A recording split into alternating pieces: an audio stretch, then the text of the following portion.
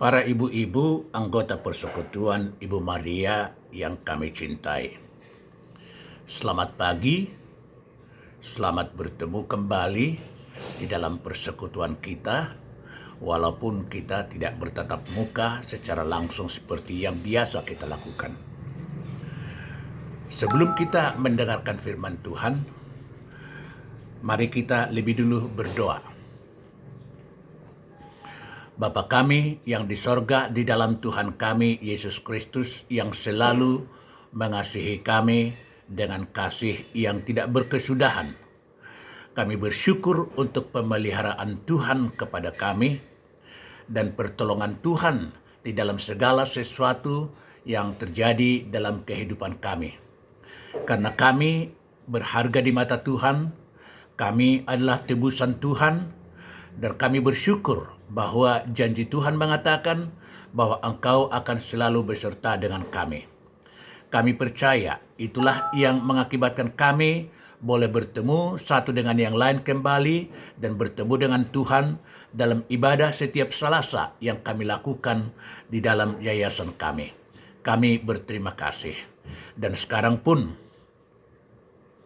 kami membuka hati kami untuk mendengarkan suara Tuhan, bimbingan dan pengajaran Tuhan. Kami berdoa supaya Tuhan yang memberkati. Tuhan mengurapi kami semua dan mengurapi hamba-Mu dan menjadikan firman-Mu itu berbicara ke dalam hidup kami. Dengan demikian Tuhan, kami menjadi orang-orang yang didapati Tuhan bijaksana dalam menjalankan kehidupan kami di bumi ini. Oleh karena itu berbicaralah kepada kami, karena kami sudah siap untuk mendengar. Dalam nama Tuhan kami Yesus Kristus, firman Allah yang telah menjadi manusia, kami berdoa. Amin. Ibu-ibu, mari kita membuka firman Tuhan dari Amsal bab yang kelima.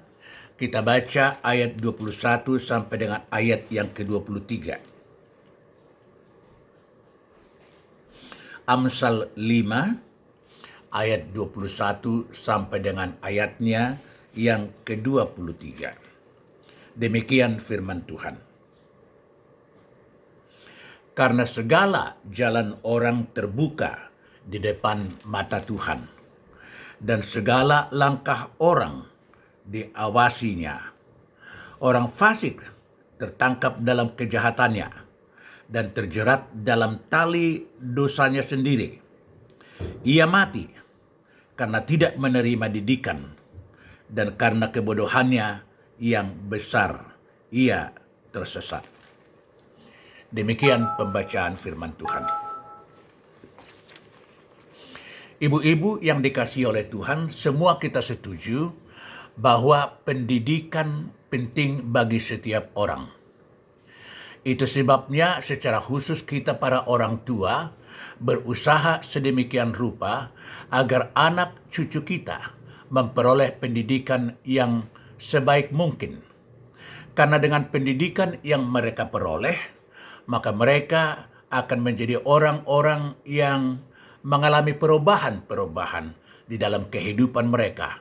Baik itu perubahan secara ilmu pengetahuan, mereka semakin pintar, mereka semakin cerdas, atau perubahan secara sosial ekonomi. Karena dengan pendidikan, mereka akan bisa memiliki jabatan-jabatan atau pekerjaan-pekerjaan yang mereka harapkan. Bahkan kehidupan mereka akan semakin meningkat. Cara mereka untuk menanggapi permasalahan di dalam kehidupan mereka, dengan adanya pendidikan, maka mereka semakin dimampukan. Semakin tinggi pendidikan seseorang, diharapkan mereka semakin mampu untuk menjalani kehidupan ini, dan kehidupan mereka diharapkan akan semakin baik. Itu sebabnya filsafat orang Batak itu mengatakan anak kokido hamoraun diau. Supaya anak-anak bisa memperoleh pendidikan, orang tua bersedia mengalami penderitaan. Para ibu-ibu tidak harus membeli pakaian yang baru atau perhiasan yang baru demi supaya mereka bisa membiayai pendidikan anak-anak mereka. Salomo atau Sulaiman adalah orang yang di dalam firman Tuhan dikatakan merupakan orang yang memiliki hikmat yang tertinggi. Karena dia dituntun oleh Tuhan dan dianugerahi oleh Tuhan dengan pendidikan atau hikmat itu.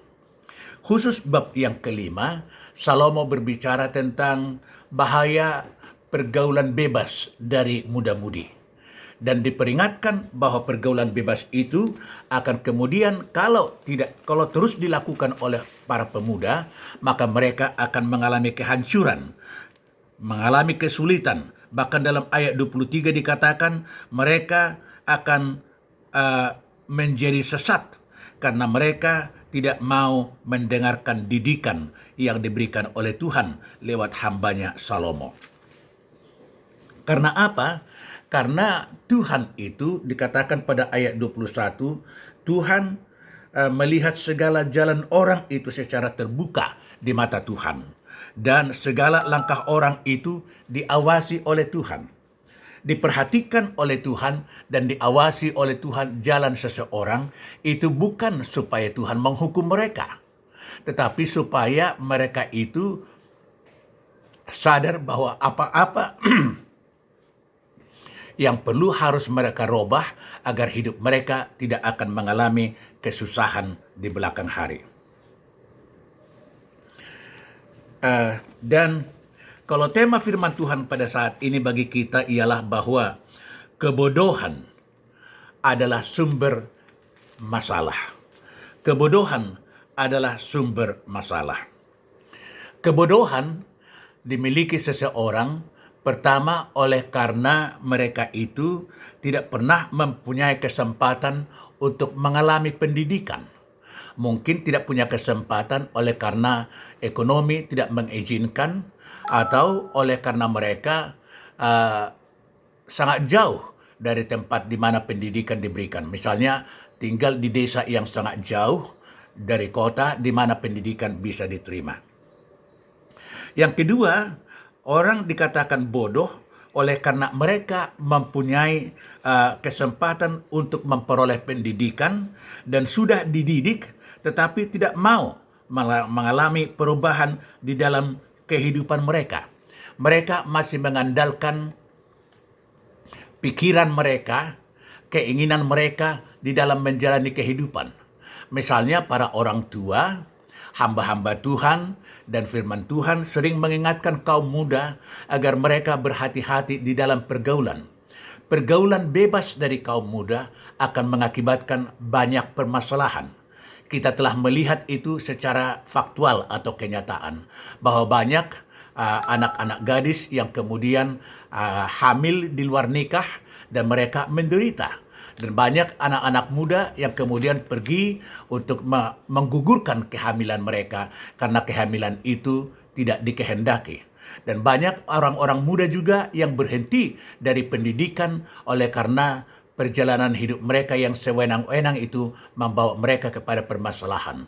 Apakah itu ganja atau heroin, narkoba, atau apakah itu oleh karena mereka begitu merasa menikmati pergaulan bebas itu sehingga mereka mengabaikan atau menelantarkan pendidikan mereka. Walaupun mereka sudah ditegur oleh firman Tuhan, sudah ditegur oleh orang tua, dan mungkin ditegur oleh teman-teman mereka. Itu jenis kebodohan yang kedua. Yesaya di dalam Yesaya 6 ayat 9 dan 10 dan dalam Yeremia 5 ayat 21 mereka dikatakan, kalau Yeremia mengatakan bukan hanya bodoh tapi tolol. Kalau kebodohan itu bisa saja kemampuan intelektual dari seseorang tidak mampu untuk bisa menerima pendidikan yang tinggi. Tapi ketololan itu masih berbeda. Ketololan ialah bahwa seseorang bisa memiliki kemampuan intelektual, memperoleh kesempatan untuk memiliki pendidikan, tetapi mereka mengabaikan dan tidak mau memakai kesempatan. Itu tolol. Istilah tolol itulah yang dipakai oleh Yeremia kepada bangsa Israel. Bangsa Israel mengetahui apa yang benar, apa yang baik. Mereka telah memperoleh pendidikan itu dari Tuhan. Pengajaran melalui hamba-hamba Tuhan, yaitu para nabi yang diutus oleh Tuhan berbicara kepada mereka. Tetapi mereka tidak mau mendengarkan dan bahkan mereka melanjutkan cara hidup mereka menyembah berhala, mendirikan patung-patung, dan itu yang mereka harapkan untuk menolong mereka. Oleh karena itu, Yeremia mengatakan bahwa mereka adalah bangsa yang tolol. Tuhan Yesus di dalam perjanjian baru, di dalam Markus 8 ayat 18 mengatakan, kamu mempunyai mata tapi tidak melihat, kamu mempunyai telinga tapi tidak mau mendengar. Itu dikatakan oleh Tuhan Yesus. Dikatakan itu kepada orang-orang yang mengikut dia, yang masih selalu mengejar-ngejar Tuhan Yesus dengan jalan supaya Tuhan Yesus menunjukkan mujizat. Lalu Yesus mengatakan kepada mereka, tidakkah kamu ingat bahwa aku memberikan 5.000 orang makan dengan 5 ketul roti dan 2 ekor ikan, memberikan 4.000 orang makan, 7 bakul masih berkelebihan? Mengapa kamu melupakan itu dan tidak mengingat itu? Jadi berarti melupakan firman Tuhan dan tidak mau memanfaatkan firman Tuhan itu menolong mereka untuk hidup beriman kepada Tuhan adalah jenis ketololan. Kita harap tidak akan ada anggota persekutuan Ibu Maria atau anggota gereja kita yang begitu rajin datang beribadah kepada Tuhan, tapi mereka masih tetap berjalan dengan pikiran mereka sendiri, jalan hidup mereka sendiri, dan tidak memakai firman Tuhan yang telah diberikan oleh Tuhan kepada mereka untuk menciptakan perubahan-perubahan bagi mereka. Itu yang diperingatkan oleh Salomo kepada generasi muda pada waktu itu, agar mereka tidak bergaul bebas, tetapi mereka bergaul sebagai anak-anak Tuhan yang sudah selalu mendengarkan firman Tuhan. Dan itulah sebabnya, saudara-saudara, banyak orang muda seperti yang saya katakan tadi, atau banyak manusia yang mengalami penderitaan, pergumulan di dalam kehidupan mereka, karena mereka menjalani kehidupan ini masih tetap berlandaskan kepada keinginan mereka, pikiran mereka, pengaruh orang-orang lain yang tidak mengenal Tuhan kepada mereka, dan bukan memanfaatkan firman Tuhan.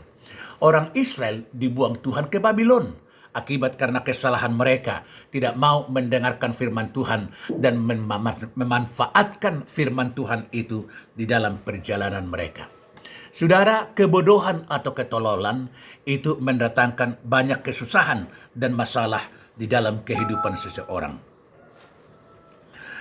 Di dalam hal ini, Tuhan tidak boleh disalahkan, karena Tuhan sudah selalu memberikan pengajaran yang benar kepada umatnya, agar dengan demikian umat Tuhan itu bisa hidup di dalam kebenaran dan lepas daripada berbagai macam masalah.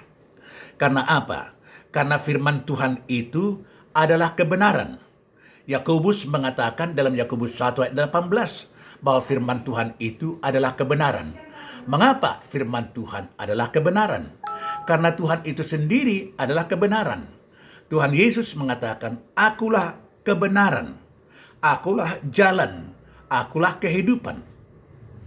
Jadi Tuhan itu, karena dia adalah kebenaran, maka semua yang diucapkannya, semua yang dirancangnya adalah perkara-perkara yang benar. Dan itu disampaikan oleh Tuhan kepada umatnya.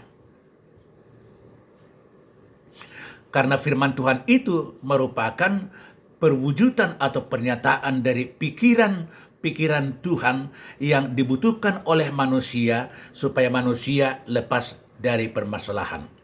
Ulangan 4 ayat 5 dan 14 dan Keluaran 24 ayat 3 dan 4 mengatakan demikian, bahwa firman Tuhan itu merupakan pernyataan dari pikiran Tuhan.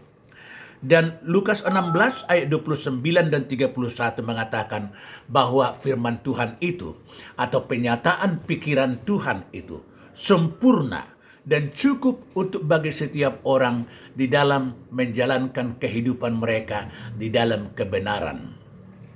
Cukup, sempurna. Dan Amsal 6 ayat 23, 2 Petrus 1 ayat 19 juga mengatakan bahwa firman Tuhan itu merupakan pimpinan Tuhan yang tidak pernah salah, agar manusia bisa tahu kebenaran. Kalau di dalam ayat 21 nats yang kita baca tadi dikatakan, karena segala jalan orang terbuka di hadapan mata Tuhan dan segala langkah orang diawasinya. Saudara, kehendak Tuhan supaya orang tidak masuk ke dalam berbagai masalah oleh karena kebodohan mereka. Maka Tuhan memberikan firman-Nya yang sempurna itu untuk memimpin mereka keluar dari kebodohan-kebodohan dan ketololan mereka untuk berjalan di dalam hikmat yang datang dari Tuhan karena firman Tuhan yang telah mereka dengarkan. Nats yang terkenal itu, yaitu 2 Timotius 3 ayat 15 juga mengatakan bahwa firman Tuhan itu memberikan hikmat dan menuntun orang ke dalam keselamatan. Memberi hikmat dan menuntun orang ke dalam keselamatan. 2 Timotius 3 ayat 15. Bahkan dilanjutkan lagi dengan ayat 16 dan 17 dikatakan bahwa firman Tuhan itu bermanfaat untuk mengajar orang, untuk memperbaiki kelakuan seseorang, dan untuk memimpin orang ke dalam kesempurnaan, untuk menegur orang dalam kelakuan mereka, sehingga setiap orang atau setiap manusia kepunyaan Allah itu diperlengkapi untuk segala perbuatan yang baik.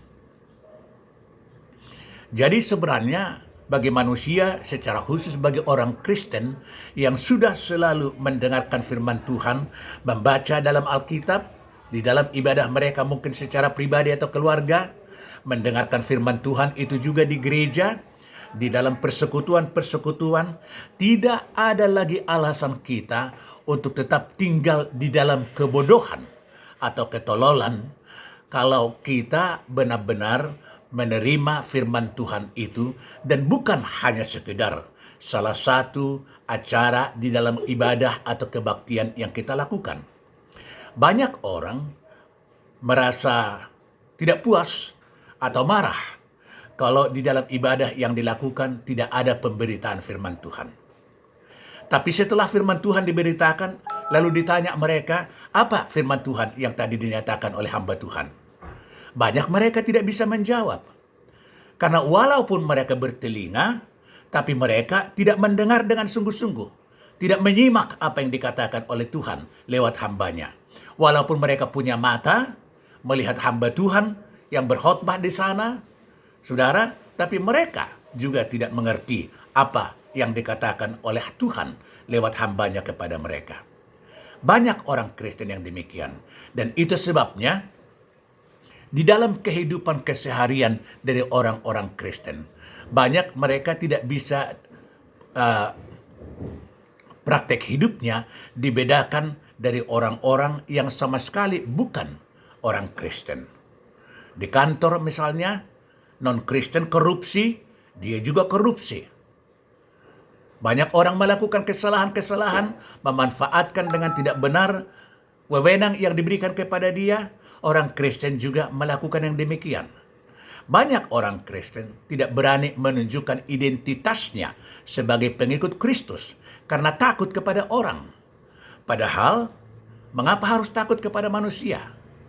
Firman Tuhan mengatakan, hendaklah kamu takut kepada Allah yang bisa membunuh daging, tetapi juga bisa membunuh roh. Jangan takut kepada manusia yang hanya bisa membunuh daging, tetapi tidak bisa membunuh roh. Saudara, hidup kita ada di dalam tangan Tuhan. Kalau Tuhan tidak berkenan ada terjadi kepada kita, Tuhan dengan kemahakuasaannya akan menolong kita lepas daripada permasalahan itu. Kalau kita berpegang dengan iman kepada firman Tuhan di dalam kehidupan kita. Tapi kalau kita juga menderita oleh karena iman kita, berbahagialah kita karena Tuhan memberikan kesempatan kepada kita untuk sedikit mengalami penderitaan yang pernah dialami Kristus secara jasmani waktu dia berada di bumi ini, supaya kita semakin kagum kepada dia. Kita mengatakan, yang kualami ini Tuhan baru sedikit dibandingkan dengan apa yang Engkau alami oleh karena saya dan oleh karena dosa-dosa saya. Engkau meninggalkan sorga, meninggalkan kemuliaan-Mu, meninggalkan singgasanamu, karena Engkau mengasihi saya di dalam keberdosaan saya. Engkau datang ke dalam dunia ini dan menjadi manusia, menggantikan saya mati di kayu salib karena dosa-dosa saya, supaya saya tidak lagi harus mati karena dosa, karena Engkau telah membayar segala hutang dosa saya. Itu yang kemudian membuat manusia bisa mengalami perubahan hidup di dalam kehidupannya. Beragama belum tentu adalah orang Kristen, tapi orang Kristen pengikut Kristus adalah orang yang benar-benar itu menjadi orang yang beragama Kristen yang baik. Saudara, oleh karena itu kita menyadari bahwa semua manusia membutuhkan pimpinan dari Tuhan untuk hidup ke arah yang baik dan yang benar. Dan hanya itu satu-satunya pimpinan Tuhan. Dan pimpinan dan pertolongan Tuhan itu sudah diberikan oleh Tuhan dan terus diberikan oleh Tuhan. Pertama itu firman-Nya, perjanjian lama, perjanjian baru, semua itu adalah firman Tuhan. Yang kalau dipelajari secara khusus Tuhan mengizinkan itu bisa sampai kepada kita, supaya kita memiliki pikiran, memiliki isi hati Tuhan, sehingga di dalam jalan-jalan hidup kita, kita tidak berjalan di dalam kebodohan yang mendatangkan masalah. Yang kedua ialah bahwa bukan hanya firman Tuhan, tapi Tuhan yang telah memberikan firman itu, bahkan Dia datang ke dalam dunia ini agar manusia yang membaca firman Tuhan tidak akan pernah mengatakan, benarkah Tuhan itu ada? Benarkah ini firman Tuhan yang kubaca dan kupelajari? Tuhan itu sendiri datang ke dalam dunia ini dan membuktikan secara di dalam keadaan sebagai manusia bahwa Dia adalah Tuhan Allah yang maha kuasa itu, yang berdaulat atas segala jenis kehidupan, yang berdaulat atas setan, yang berdaulat atas segala kebutuhan manusia. Di dalam keadaannya sebagai manusia di bumi ini selama 33 tahun. Tuhan Yesus menunjukkan itu supaya tidak akan ada lagi pertanyaan di dalam kehidupan manusia mengatakan, benarkah ada Allah?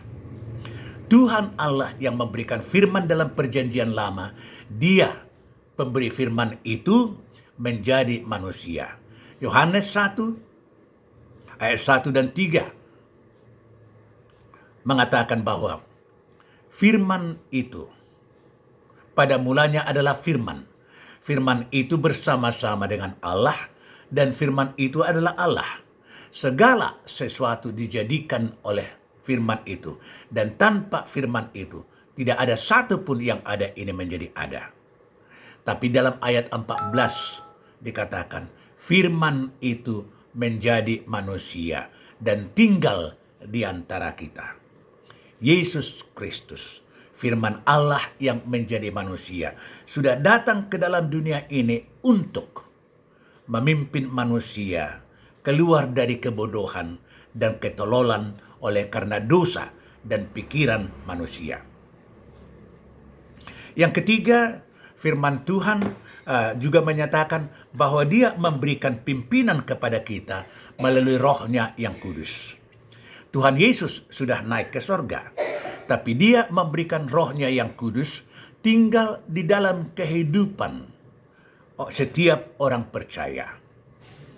Bukan hanya sekedar Roh Kudus itu sebagai metre yang merupakan bukti nyata bahwa setiap orang yang memiliki roh itu adalah milik Tuhan. Tapi Roh Kudus itu membimbing setiap orang dari kebodohan demi kebodohan, sehingga hidupnya semakin dikuduskan oleh Roh Kudus itu, dituntun oleh Roh Kudus itu yang berbicara kepada nurani, sanubari orang percaya, supaya manusia itu semakin mengerti, oh ini lagi yang masih harus kubuang, kebodohan ini lagi yang masih harus kuhindari, aku tidak boleh begini, Tuhan mengatakan begini. Dengan demikian hidup orang semakin dituntun menjadi semakin serupa dengan Tuhan Yesus. Yang keempat ialah bahwa Tuhan memberikan kepada kita saudara-saudara satu iman yang mengingatkan kita di dalam kealpaan kita, yang mendorong kita di dalam kelemahan kita, yang mendoakan kita di dalam perkara-perkara yang terjadi kepada kita, yang bersyukur kepada Tuhan untuk segala berkat Tuhan yang diberikan Tuhan kepada kita. 4 hal itu, saudara-saudara. Firman Tuhan, Tuhan Yesus sendiri secara pribadi, Roh Kudus, dan persekutuan orang-orang percaya. Saudara-saudara satu iman. Itu diberikan Tuhan di dalam kehidupan kita, supaya kita lepas dari kebodohan. Lepas dari kebodohan yang mengakibatkan banyak masalah-masalah yang terjadi dalam kehidupan kita. Saudara yang dikasihi oleh Tuhan Yesus Kristus, di dalam aplikasinya, kita melihat bahwa banyak peristiwa-peristiwa yang dialami oleh manusia, apakah secara pribadi, apakah secara keluarga, apakah secara suku, secara agama, secara nasional, dan yang lain-lain. Misalnya di Indonesia kita lihat betapa begitu banyak masalah yang terjadi oleh karena manusia tidak bertindak berdasarkan firman Tuhan yang benar yang diberikan oleh Tuhan. Misalnya dalam bidang politik, banyak kejadian-kejadian yang menyusahkan, yang meresahkan bangsa Indonesia karena ada sekelompok diri yang mengatakan dirinya mayoritas yang tidak mau mendengarkan firman Tuhan. Mereka bertindak berdasarkan pikiran, hati, dan kepercayaan mereka. Memilih pemimpin berdasarkan agama, bukan berdasarkan kompetensi atau kemampuan seseorang untuk menjadi pemimpin. Kita melihat bahwa Jakarta begitu mengalami banyak kesusahan sampai sekarang. Banjir misalnya, tidak pernah bisa diselesaikan. Pada saat ini sekarang mereka menghadapi banyak rumah yang masih terendam, penduduk mengungsi dari rumah mereka karena rumah mereka sudah hampir terbenam, kendaraan dan yang lain-lain itu banyak yang rusak, banyak yang dihanyutkan oleh banjir, saudara-saudara, dan bahkan jalan-jalan tol tidak bisa dilewati. Oleh karena begitu banjir melanda Jakarta. Dan mereka mengatakan bahwa itu terjadi salah satu disebabkan oleh karena pemimpin mereka tidak memiliki kompetensi. Karena mereka memilih pemimpin berdasarkan agama, bukan berdasarkan kemampuan dan pengetahuan memimpin. Akhirnya masalah itu begitu banyak yang dialami. Mereka memiliki banyak penyesalan-penyesalan karena ketololan dan kebodohan mereka memilih pemimpin berdasarkan agama. Saudara, itu hanya salah satu contoh. Kita melihat bagaimana kerusuhan-kerusuhan sosial, pemberontakan mau menggantikan dasar negara dan undang-undang negara kita oleh karena mereka mengatakan mereka mayoritas. Negara ini harus didirikan di atas nilai-nilai agama dari kelompok mayoritas. Kita sering mendengarkan kelompok minoritas itu karena tidak satu agama dengan mereka pasti masuk ke neraka. Benarkah begitu firman Tuhan? Dan ketololan dan kebodohan itu mengakibatkan begitu banyak kesulitan yang terjadi di dalam pemerintahan kita, saudara-saudara. Kita melihat bagaimana kelompok keras itu merupakan kelompok yang terlarang sekarang karena secara nasional mendatangkan kerusuhan. Saudara-saudara, itu pihak mereka. Mereka itu mungkin mengalami yang demikian karena tidak memiliki firman Tuhan yang benar. Tapi bagaimana dengan orang Kristen? Banyak orang Kristen dan para pejabat-pejabat Kristen tidak berperilaku dengan benar. Oleh karena walaupun mereka selalu mendengarkan firman Tuhan, tapi firman Tuhan itu tidak menjadi sesuatu pola anutan yang memperbaiki pikiran dan sikap hati serta kinerja daripada orang-orang Kristen. Banyak keluarga-keluarga, suami istri yang pisah. Banyak anak-anak yang memberontak kepada orang tua. Banyak orang tua yang tidak mendidik anak-anak mereka pada jalan Tuhan, yang mengakibatkan begitu banyak kesulitan di dalam keluarga Kristen. Gereja-gereja, para pemimpin tidak bertindak berdasarkan firman Tuhan. Tidak benar-benar memiliki motivasi melakukan pelayanan di dalam gereja Tuhan berdasarkan panggilan yang diberikan oleh Tuhan kepada mereka. Saudara, akibatnya banyak gereja-gereja juga mengalami kesulitan. Memang benar, saudara-saudara. Kalau orang tidak mau memakai pikiran Tuhan, isi hati Tuhan yang telah dinyatakan di dalam firman-Nya, itu merupakan ketololan dan kebodohan yang mengakibatkan begitu banyak permasalahan yang harusnya tidak harus dialami, tetapi menjadi pengalaman nyata oleh karena mengabaikan didikan yang datang dari Tuhan. Oleh karena itu, saudara-saudara, secara khusus anggota persekutuan Ibu Maria, marilah kita mengingat dan mendengarkan firman Tuhan ini. Kalau temanya pada saat ini mengatakan kebodohan adalah sumber daripada permasalahan, itu bukan hanya konsep lagi, tetapi itu adalah merupakan pengalaman umat Tuhan sebagai satu bangsa, orang Israel. Bangsa Israel dan bangsa Yehuda. Dan bahkan sampai sekarang karena mereka menolak Kristus dan Injil Tuhan, orang-orang Yahudi masih diserakkan di mana-mana. Saudara-saudara, tetapi itu merupakan contoh orang Kristen juga. Sekarang kita melihat negara-negara maju di Eropa dan di Amerika sudah banyak meninggalkan firman Tuhan. Negara itu didirikan oleh leluhur mereka karena mereka percaya kepada Tuhan, sehingga kemajuan, kemakmuran diperoleh bangsa-bangsa itu. Tapi setelah mereka diberkati oleh Tuhan, maka anak cucu mereka kemudian tidak lagi percaya kepada Tuhan, meninggalkan Tuhan, mengandalkan ilmu pengetahuan, mengandalkan kemakmuran yang sebenarnya adalah merupakan berkat Tuhan yang diberikan Tuhan karena janjinya kepada nenek moyang mereka. Tapi sekarang kita lihat hanya tinggal segelintir orang-orang barat itu yang benar-benar cinta Tuhan. Kita sering mendengarkan bahwa banyak gereja-gereja yang kosong, bahkan sudah dijual gereja-gereja yang didirikan leluhur mereka, orang-orang yang cinta Tuhan. Didirikan menjadi shopping center, menjadi mall, bahkan ada yang dijual menjadi masjid. Saudara-saudara, karena gereja itu tidak lagi didatangi oleh orang-orang, sudah menjadi kosong karena manusia tidak lagi percaya kepada Tuhan dan firman-Nya. Itu ketololan dan kebodohan. Itu sebabnya orang-orang maju itu di Eropa, di Amerika, Australia, saudara, sekarang mengalami banyak kesulitan-kesulitan karena kebodohan dan ketololan yang mengabaikan firman Tuhan yang benar, didikan Tuhan yang benar.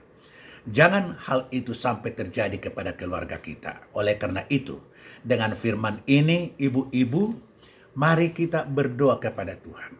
Kita katakan kepada Tuhan, Tuhan, berikan kepadaku mata yang mampu melihat perbuatan Tuhan. Berikan kepadaku telinga yang mampu mendengar dan mengimani apa yang dinyatakan Tuhan dalam firman-Mu, agar aku tidak menjadi orang bodoh yang akan menciptakan banyak masalah di dalam kehidupanku. Tapi aku menjadi orang yang memiliki hikmat dari sorga, memiliki kebenaran itu karena firman-Mu, karena Engkau sendiri, karena Roh-Mu yang kudus, Dan karena saudara-saudara satu iman mengingatkan aku bahwa aku harus berjalan berlandaskan firman Tuhan yang benar itu. Dan biarlah ke depan ibu-ibu kita semakin menikmati Tuhan dan firman-Nya dan mengandalkan itu di dalam perjalanan hidup kita. Tidak akan pernah menyesal orang yang berjalan di dalam mengandalkan Tuhan. Tuhan memberkati. Mari kita berdoa. Bapa yang di sorga, terima kasih untuk firman-Mu.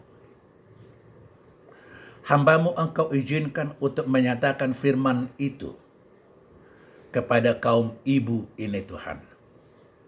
Kami berdoa supaya kepada kami Tuhan anugerahkan hati yang mau mendengarkan dan mengimani, pikiran yang mau diterangi oleh kebenaran firman Tuhan.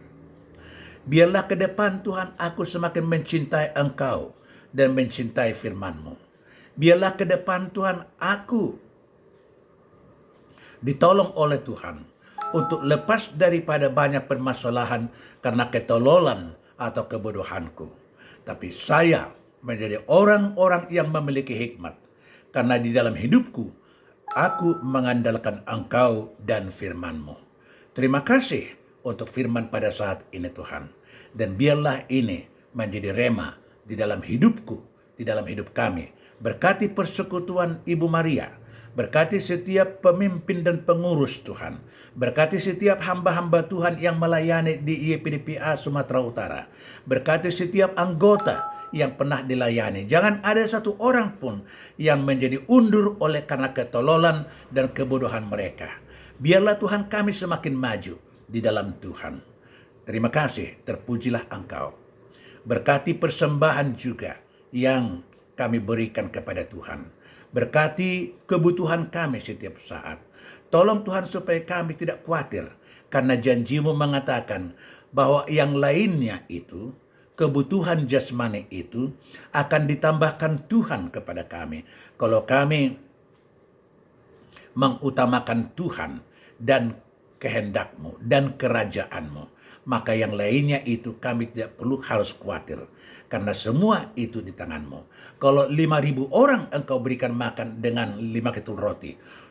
4.000 orang Engkau berikan makan hanya dengan 7 ketul roti. Bahkan berkelimpahan kelebihannya lagi Tuhan. Kami percaya bahwa kalau Tuhan yang beroperasi di dalam kehidupan kami, maka yang lainnya itu akan Tuhan berikan berkecukupan kepada kami. Berkati persembahan yang kami berikan Tuhan. Mampukan kami dari rumah kami untuk mengerti bagaimana kami akan mengirimkan persembahan kami kepada Tuhan. Supaya dengan demikian pelayanan dalam persekutuan Ibu Maria, pelayanan di yayasan kami bisa terus berjalan. Dan kami semakin mengerti bagaimana dengan persembahan yang kami berikan ini Tuhan, kami juga semakin diberkati oleh Tuhan. Terpujilah Engkau. Dengarlah doa kami yang akan kami doakan bersama-sama dengan iman. Bapa kami yang di sorga, dikuduskanlah nama-Mu, datanglah kerajaan-Mu, jadilah kehendak-Mu di bumi seperti di sorga. Berilah kami pada hari ini makanan kami yang secukupnya, dan ampunilah kami akan kesalahan kami, seperti kami sudah mengampuni orang yang bersalah kepada kami. Dan janganlah membawa kami ke dalam pencobaan, tetapi lepaskanlah kami dari yang jahat. Karena Engkaulah yang mempunyai kerajaan dan kuasa dan kemuliaan sampai selama-lamanya. Maka biarlah anugerah Tuhan kita Yesus Kristus, kasih setia dari Allah Bapa, persekutuan, penyertaan, dan bimbingan dari Roh Kudus, itulah yang menyertai setiap ibu dan menyertai semua mereka yang kita kasihi itu dimanapun mereka berada. Pagi hari ini, esok, sampai Maranatha. Amin. Kita nyanyikan Bapa, terima kasih. Bapa, terima kasih. Bapa, terima kasih. Bapa di dalam surga, ku berterima kasih. Amin.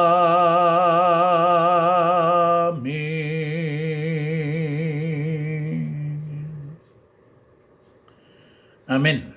Shalom ibu-ibu. Tuhan memberkati.